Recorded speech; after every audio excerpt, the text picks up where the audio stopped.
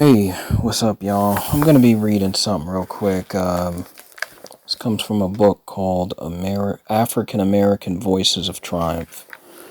African American Voices of Triumph. It's leadership, a heritage of African leadership, science and invention, business, industry, education, politics, and religion. So, I'm reading something from A Vision of Black Nationalism. I believe that some people were trying to talk about a black political party. I forgot who I was listening to, but I've heard that in more than one channel. And I've read this before. I'll try to read it again. I hope you enjoy it. All right. A Vision of Black Nationalism.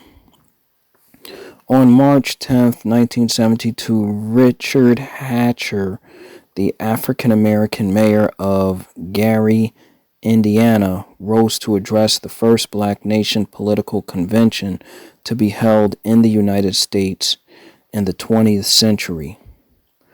With 12,000 people packing the huge high school gymnasium in Hatcher's city, this was one of the largest assemblages of Black Americans in history. That is a lot of people, by the way, 12,000. The mayor's speech was searing. "We are through believing," Hatcher declared. "We are through hoping.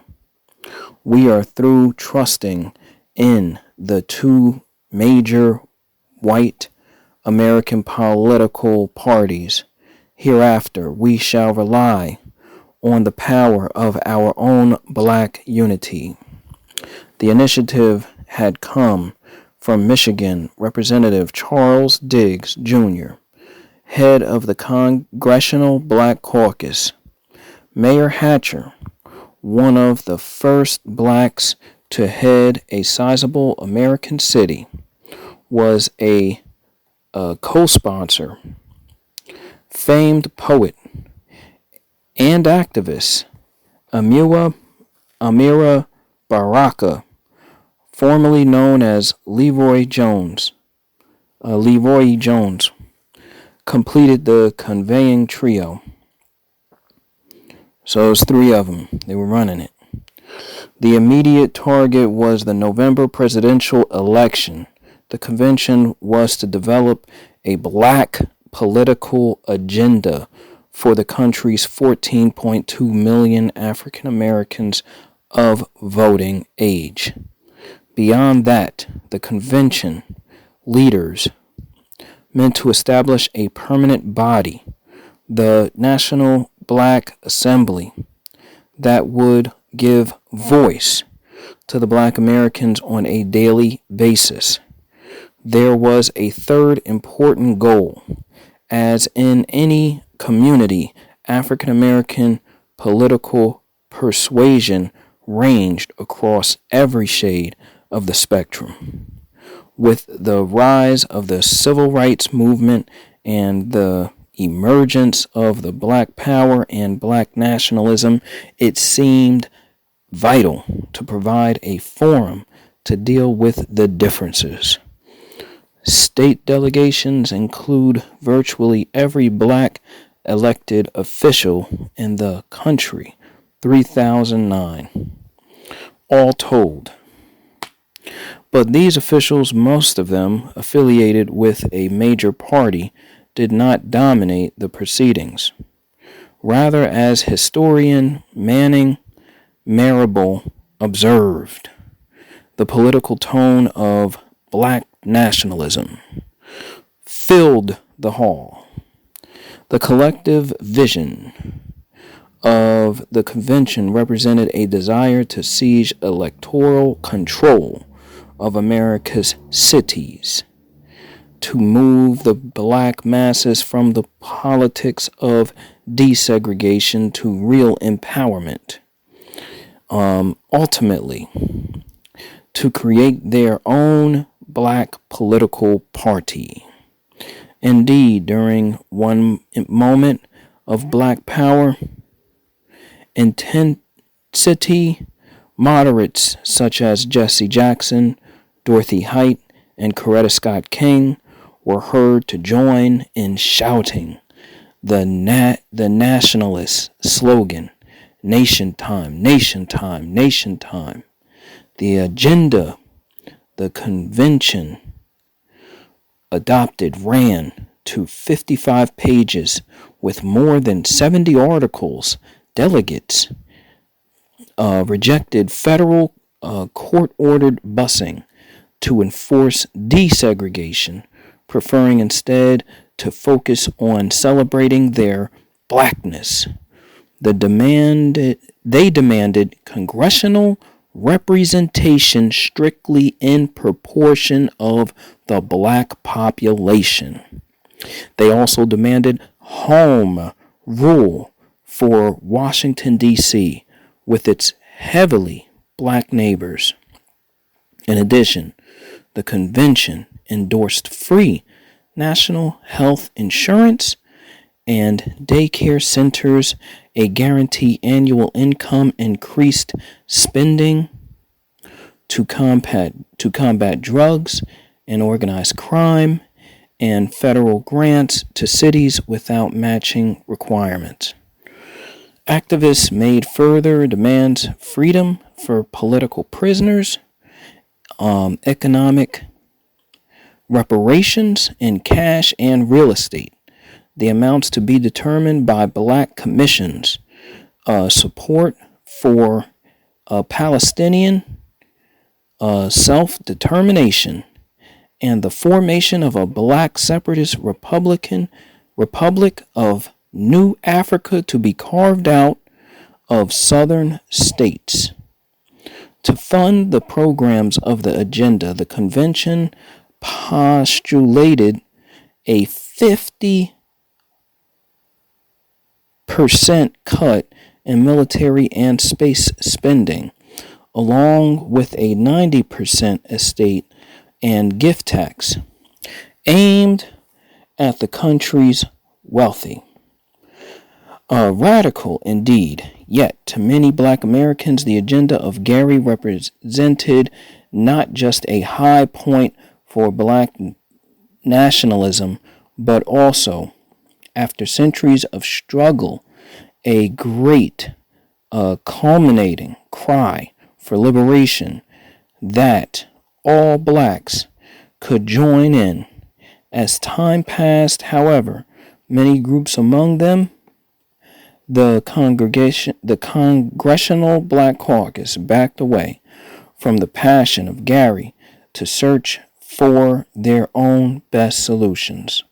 The black nationalists themselves were riven by dispute, and by 1976, only 1,000 people turned out for a convention in Cincinnati.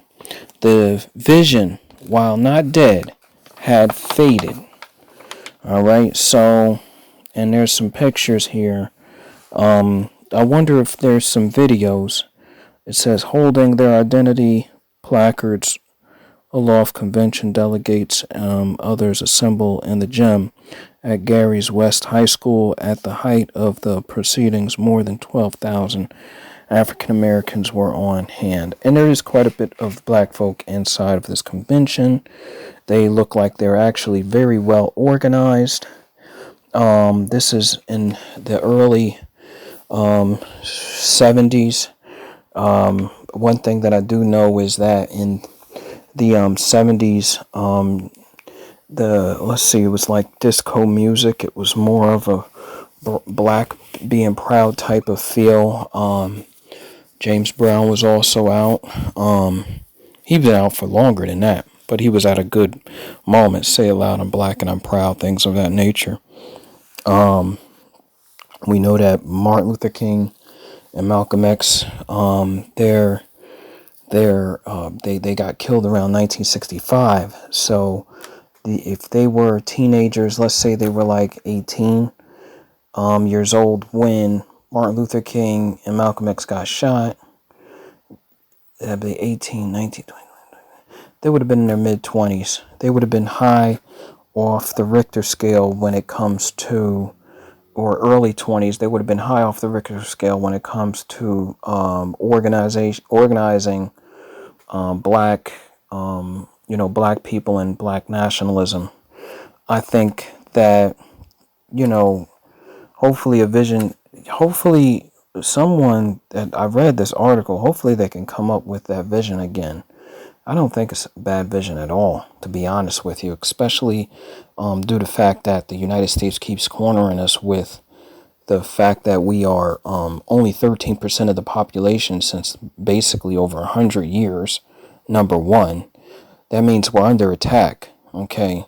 That's number one. Number two, I mean, I'm just saying in their view, the way they're looking at us, they don't come up with any stipulations or any hypothesis of what is the issue here, okay?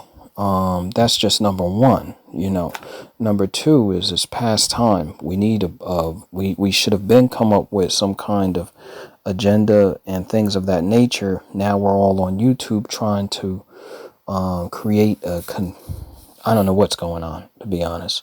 I don't know what's going on, but I do know nothing beats organization. When you're organized, and I mean a good organization, kind of like some religions are organized, or maybe even like the NAACP, but except for it's a black political party. When it's to that standard, especially with the great minds that we have right now, everybody knows all of these YouTube people that are consistently contributing, and they have some great minds, and we all been watching some of these people for many, many years. We all feel like they're our cousin or far distant cousin because we've been watching them so long. If all of these minds were able to get together and come up with a political agenda, at least for the nation, not necessarily for their own community, because there's going to be resistance within the community. But if you could come up with it for, even if it was for at least one state, got together, you put your minds together, you keep coming up with it. You say within 3 years, we're all going to have, I don't know how to come up with this, but with you would get all the greatest minds together that are on YouTube, the black people. Okay, and don't make me call y'all out. The greatest minds would be, and some of y'all might be a little bit on the funny side, but I would say anyone that consistently totes black people with integrity. You know what I'm saying? And not all of y'all do that. Some of y'all are a little bit on the wishy-washy side, meaning that your principles are not lined up with mine, but that don't necessarily mean that you're not invited, okay? Because you may have some very good ideas on other fronts. For example, let's say, this is how I'm looking at it, right? I'll start with, oh, I know, my buddy, let's say, my buddy Phil from the Advice Show. He was involved with media, and he would explain how more than likely he would get into the law side on how we need to have certain laws passed, because, and also media as well, because I know his heart was always in media, right? That's Phil from the Advice Show. So he would be sitting on the board of delegates of the black nationalism, no doubt. You would have him. I mean, I would have him. I would have that one. I would definitely have Vicky. What's her name? Vicky Dilliard. I think her name is Vicky Dilliard. I would have her on there as one of the spokespeople, and definitely one of the people that's helped spearhead, like kind of like a vice president. I think I put Phil, and actually I would put Phil probably as the president. I will let him be the president of the black nationalism. He would be actually the president, or me, one or the other. But I would say Phil. I'd put me. I'd put me on top because I'm hot. But if I want Phil, I would want Phil from the Advice Show, or from the black African diaspora, I would want him next to my side. I would want Vicky Dillier on the other side, just being like a spokesman or something like that, too, and also to help unify some of the people. I would want Boyce Watkins, and I would want also Tariq Nasheed. I would want Boyce Watkins to work in the financial area, and we would need someone else in the financial area. I would pull, if I could pull other people, I would pull a couple of more people, in the financial department, a financial board, you know what I'm saying? And then on top of the financial board, you got financial, you got your law, you got your news, you got media. I would put Tariq Nasheed with movies.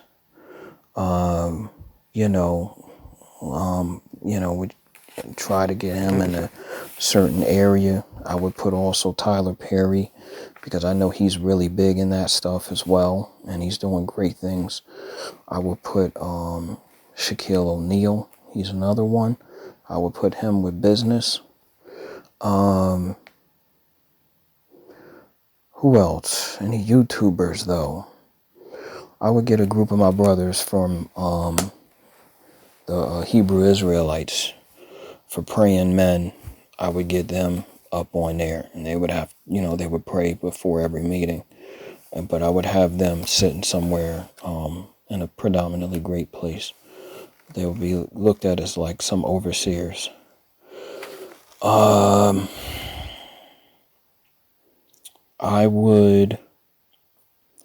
There was this lady, I forgot her name, but she actually is a very good Democratic spokesman.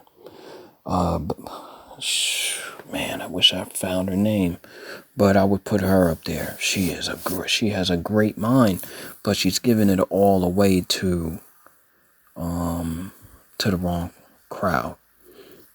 But she has a great mind and great principles for politics. But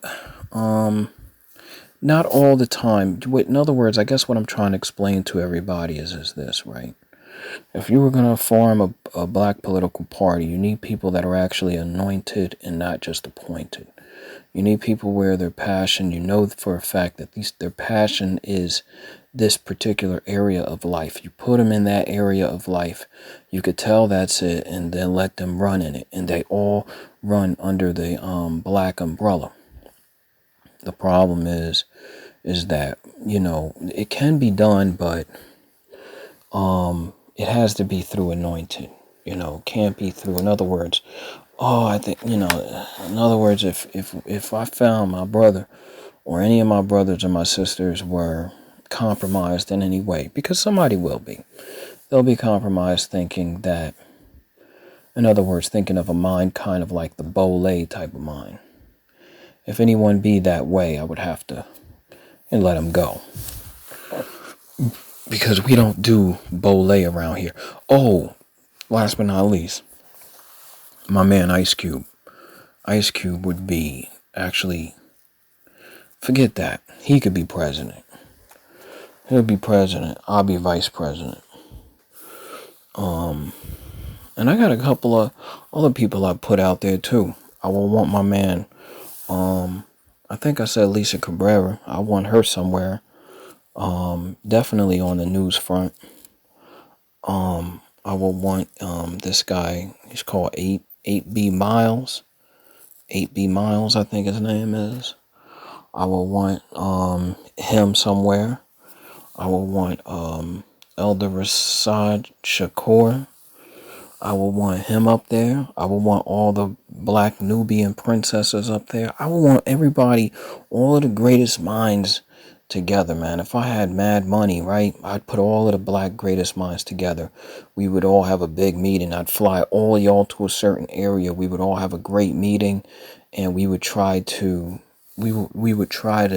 have some. Well, first of all, we'd be taking notes. We would have some action items. In other words, things that we all need to do the next time we meet. It should be done. And we would have an agenda. The agenda would necessarily be to create some progress into forming a black political party. If not a black political party, then to be able to form a black agenda where we will where the United States of America would have to answer to us due to not our numbers, but our sophistication when it comes to the amount of the organization and sophistication that we have. They would have no choice but to answer to us. We would have all of the great lawyers. We would have some senators, not career ones, but not senators, but we would have some good lawyers as well as some good mayors and people that could help us with the law on how do we get a actual real seat at the table. I'm not necessarily talking about one of those other seats. So I'm going to go on to the next show, but this is definitely a good topic. And I enjoyed thinking about that vision. Peace.